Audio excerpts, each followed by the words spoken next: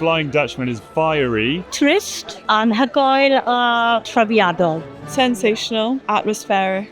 It's thrilling, direct, raw.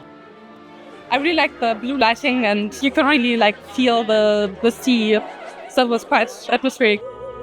It brought me into the environment. I felt immersed in the show from watching it. I liked the fog machine, the use of it. I thought it drew the whole show all together, and it made it just amazing. I thought the set was really cool. Yeah, it really sort of captured the idea of the ship in a sort of minimalist way, but it was cool. The set was amazing, with all the different costumes, all the different lighting, the live music. It was my first time hearing this opera. It's really fascinating. And also hearing the male chorus and the female chorus, it just inspires me a lot.